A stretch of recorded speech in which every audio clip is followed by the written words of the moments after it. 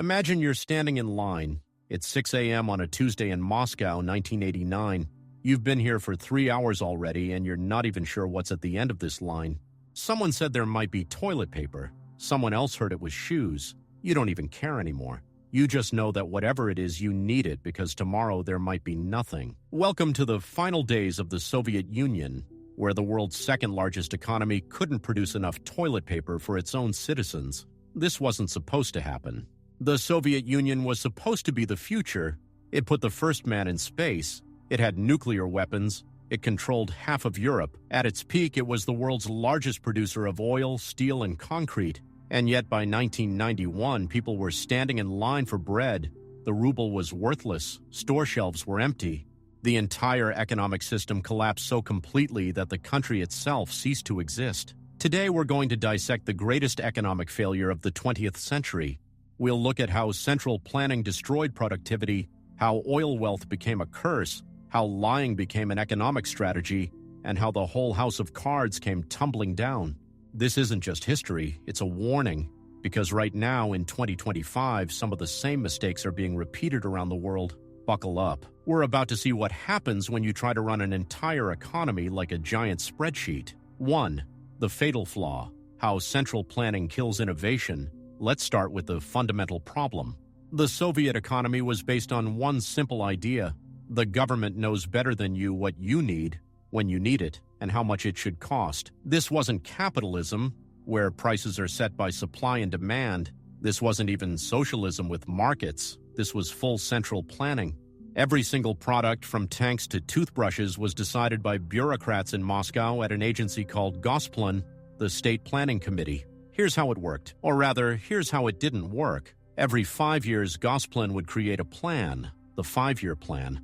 It would determine how many cars would be produced, how many tons of steel, how many loaves of bread. These weren't predictions, these were orders. Factories had quotas. Miss your quota, you're in trouble. Beat your quota, you're a hero. Sounds efficient, right? One big plan, everyone working together toward common goals.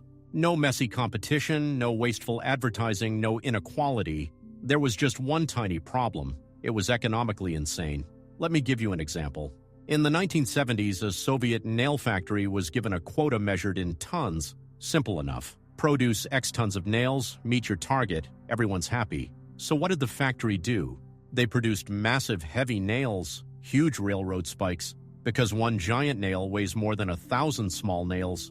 They technically met their quota in tons, but there was no one who needed giant railroad spikes. Meanwhile, construction workers couldn't find small nails anywhere. The next year, the planners got smart. They changed the quota to number of nails produced. So what did the factory do? They made millions of tiny, useless pins. Technically, nails. Technically meeting quota. Completely worthless. This is called the principal-agent problem, and it destroyed Soviet productivity. When you divorce production from actual demand, you get absurd outcomes. You get factories producing things nobody wants. You get chronic shortages of things everyone needs. You get a system optimized for meeting quotas, not for serving customers. Because here's the thing, in a market economy, if you produce something nobody wants, you go bankrupt. That's painful, but it's information. It tells you to stop. In the Soviet system, if you produce something nobody wanted but it met your quota, you got a bonus. The Soviets were trying to do something impossible. They were trying to calculate from the top down what 290 million people needed, when they needed it, and how to produce it efficiently. The economist Friedrich Hayek called this the fatal conceit, the idea that human beings are smart enough to plan an entire economy. They weren't. No one is. 2. The pretend economy, how lying became policy. But it gets worse, because when your entire economic system is based on meeting quotas and your career depends on meeting those quotas and there's no actual market feedback to check your claims, what do you think happens? Everyone lies.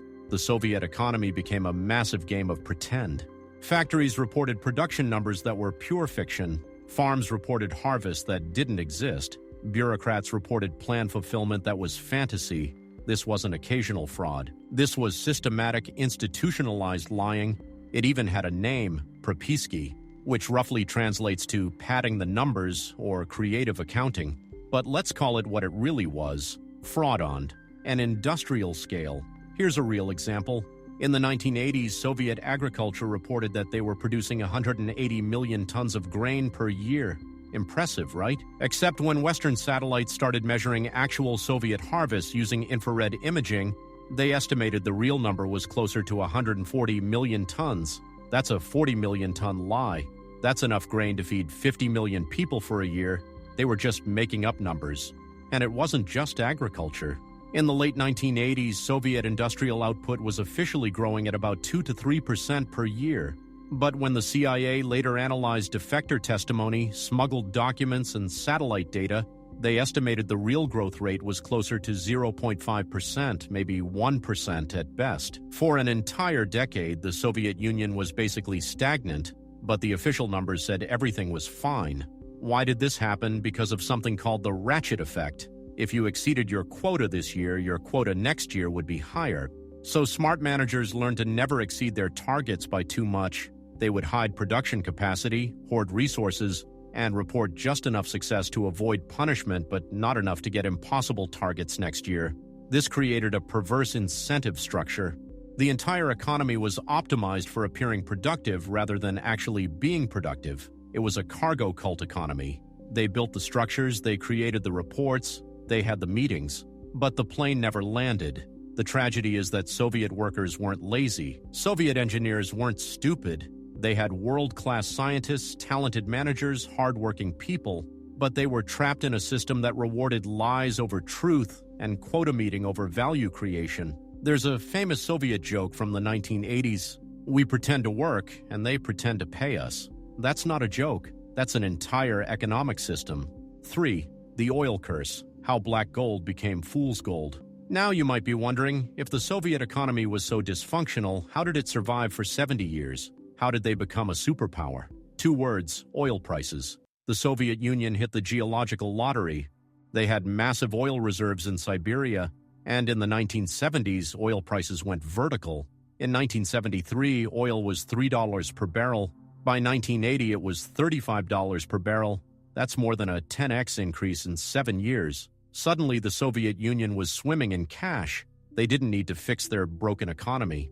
They could just export oil and import everything else: grain from America, technology from Europe, consumer goods from Asia.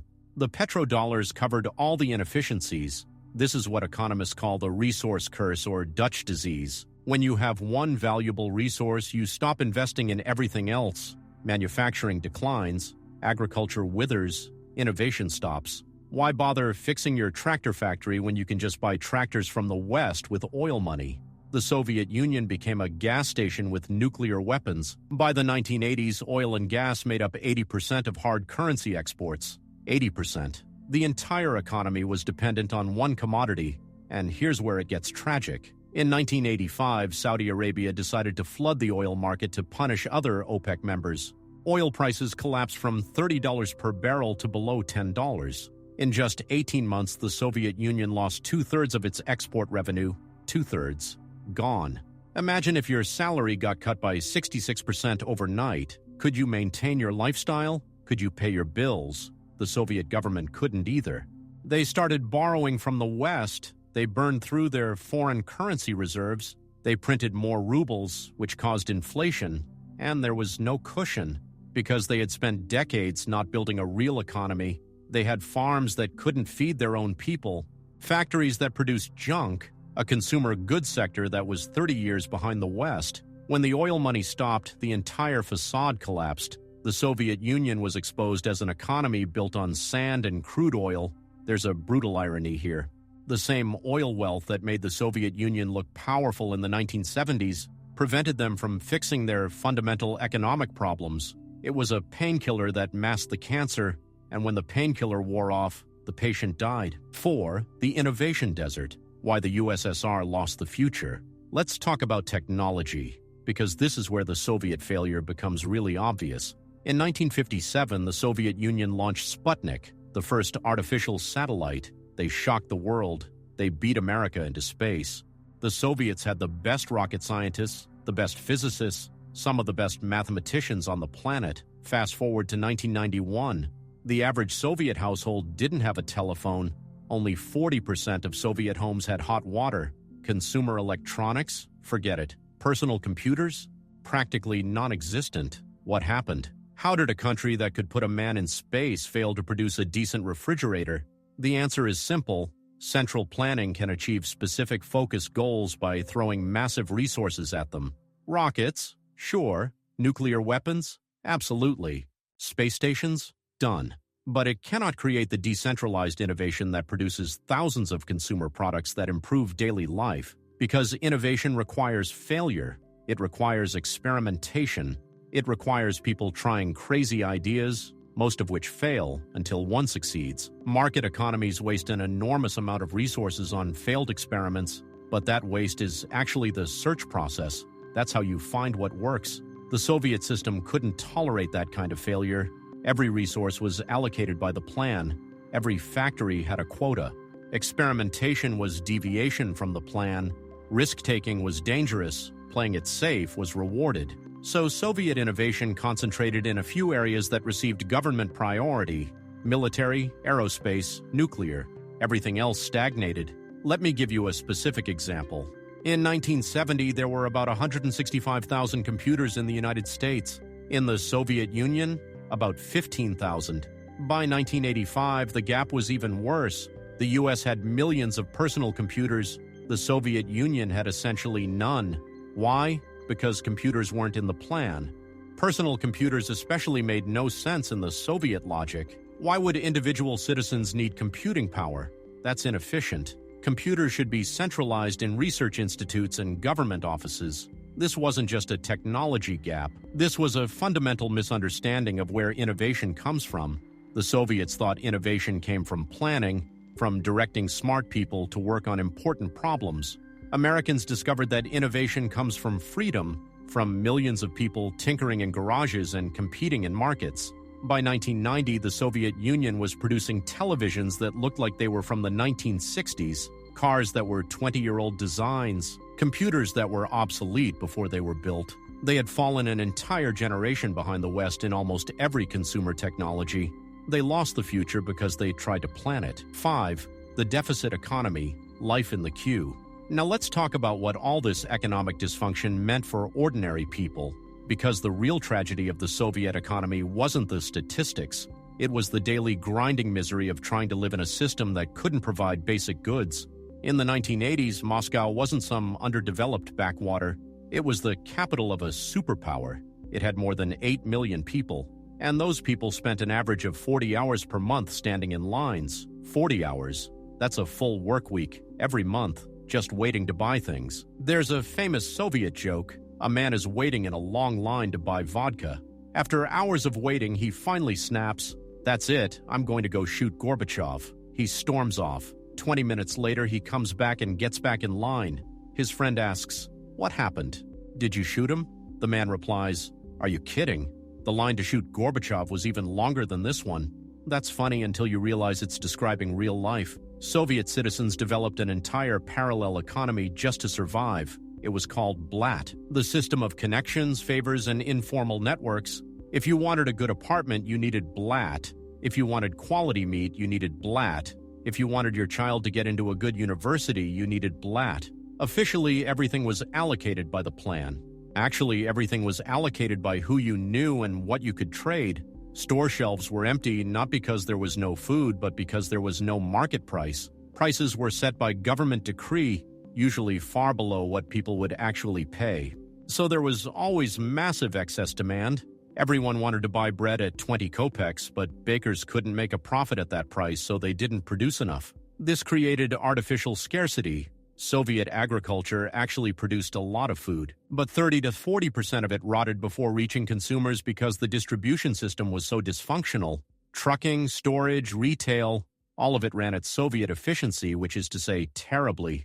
The result? A country that was one of the world's largest grain producers had to import grain from the United States. A country with vast agricultural land couldn't feed its own people, because you can't centrally plan 290 million people's preferences for tomatoes versus potatoes. By the late 1980s, rationing was back. Rationing, in peacetime, in a superpower. Ration coupons for meat, sugar, soap, vodka. Citizens were literally limited in how much they could buy.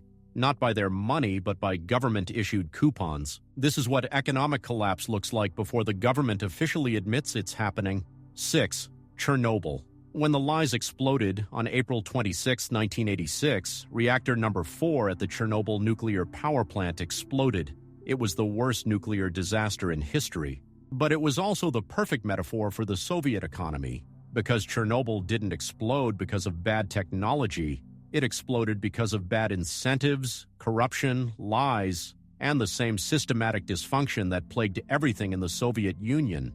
The reactor had a design flaw that the operators didn't know about because it was classified. They were running a safety test that they hadn't properly planned because they were rushing to meet a deadline. When things started going wrong, they didn't report it immediately because admitting problems could end careers. When the reactor exploded, officials lied about the severity for days because the system rewarded covering up failures. It was the Soviet economic model in miniature: flawed design, terrible execution, systematic lying, catastrophic consequences. And here's what's important. Chernobyl broke something in the Soviet psyche. For decades, Soviet citizens had been told that their system was superior, that central planning was more efficient, that Soviet science was the best in the world. And then a reactor exploded because workers followed Soviet procedures and the government lied about it for days while radiation spread across Europe. You can't maintain an economy based on lies when everyone can see the lie exploding in real time on their television screens. Gorbachev himself later said that Chernobyl was the real cause of the Soviet collapse, more than any economic policy, because it destroyed faith in the system. If they lied about radiation, what else were they lying about? Grain production, economic growth, the future, everything. 7. Perestroika, how reform became revolution. By 1985, even the Soviet leadership knew something had to change. Enter Mikhail Gorbachev with two magic words: Glasnost and Perestroika, openness and restructuring. The idea was simple: allow more freedom and transparency, reform the economy to be more efficient, but keep the Communist Party in control. It was supposed to be controlled reform from the top down. It failed spectacularly, and the failure teaches us something important about economic systems. You can't half-fix a command economy. It's all or nothing. Here's what happened. Gorbachev allowed state enterprises more autonomy. They could make some of their own decisions, set some of their own prices, keep some of their own profits. It sounds reasonable, right? Give managers more flexibility, but you can't have a partial market economy. You can't have prices that are partly controlled and partly free. You can't have state ownership with market incentives. It creates chaos. State enterprise managers started gaming the system. They would fulfill their official quotas with cheap junk, then sell better products on the side for market prices and pocket the difference. They would buy inputs at subsidized state prices, then resell them at market prices. They essentially started looting their own factories. At the same time, Glasnost meant people could finally speak openly about how terrible things were. Newspapers published articles about shortages, corruption, economic dysfunction. Every month brought new revelations about how badly the system had failed. This created a doom loop. Economic reforms caused chaos, which made things worse, which caused people to lose faith, which made it harder to implement reforms, which caused more chaos. By 1990, the Soviet economy was in free fall.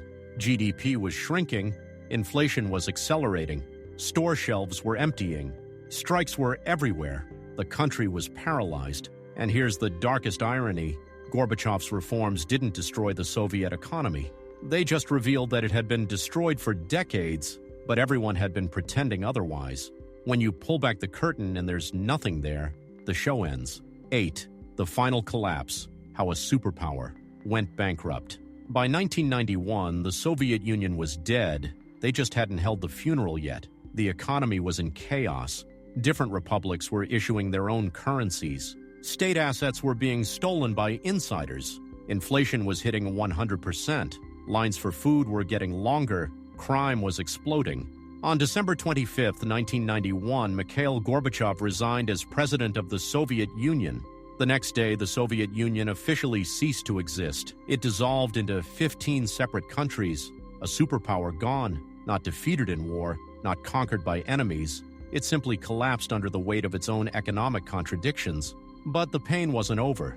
The 1990s in Russia were catastrophic. GDP fell by 40% between 1991 and 1998. 40%. The Great Depression was a 30% decline.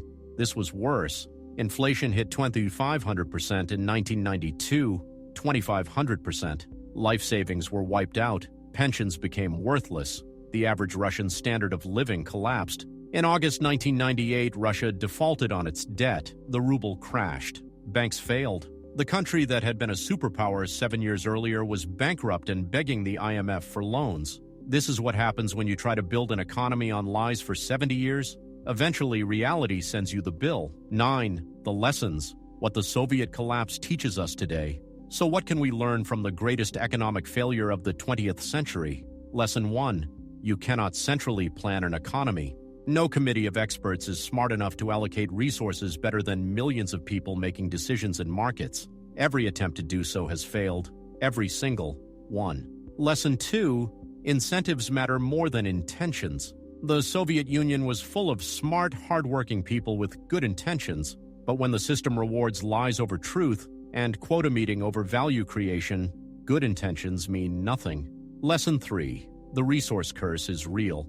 Easy money from natural resources allows you to avoid hard choices. It lets you paper over fundamental economic problems until the commodity price crashes and then you're exposed. Lesson 4. Innovation requires freedom. You cannot plan innovation. You cannot bureaucratize creativity. You need competition, risk-taking, failure, and the freedom to try crazy ideas. Lesson 5. When your system is built on lies, transparency is fatal. Glasnost didn't create the Soviet economic collapse. It just revealed that the collapse had already happened. When you've been lying for decades, telling the truth is revolutionary. And here's the scary part. In 2025, some of these mistakes are being repeated. Countries that think they can centrally plan their energy systems. Countries that become dependent on single commodities. Countries where the government picks winners and losers. Countries where lying about economic statistics is normal. The Soviet Union provided the world with a 70-year controlled experiment in central planning. The experiment failed. The results are in. Anyone who ignores those results is condemned to repeat them. 10. Final thoughts. The price of pretending. The Soviet economic collapse is a tragedy. Millions of people saw their life savings evaporated, their jobs disappeared, their future destroyed, not because of a natural disaster or an invasion, but because of bad economic ideas, stubbornly implemented for decades. The saddest part? It was predictable.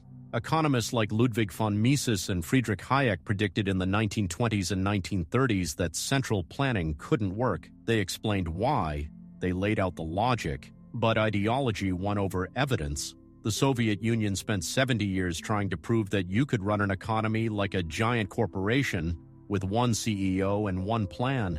They proved instead that human economies are too complex, too dynamic, and too dependent on local knowledge to be planned from the center. They learned what every would-be economic planner eventually learns. The map is not the territory. Your 5-year plan is not the economy. Your quota system is not productivity. Your official statistics are not reality. And when you confuse the plan with reality for long enough, eventually reality wins. It always does. Thanks for watching. If you want to understand how command economies fail, hit that subscribe button. Next video, how China avoided the Soviet trap by embracing markets while keeping the Communist Party. It's the sequel to this disaster story, and it's way more complicated. Drop a comment. Do you think any country today is repeating Soviet mistakes? I read every single one. And if you learned something, smash that like button, because understanding how economies collapse is the first step to preventing it from happening again. See you in the next one. Stay curious, stay skeptical, and maybe don't try to centrally plan 290 million people's lives from a government office in Moscow.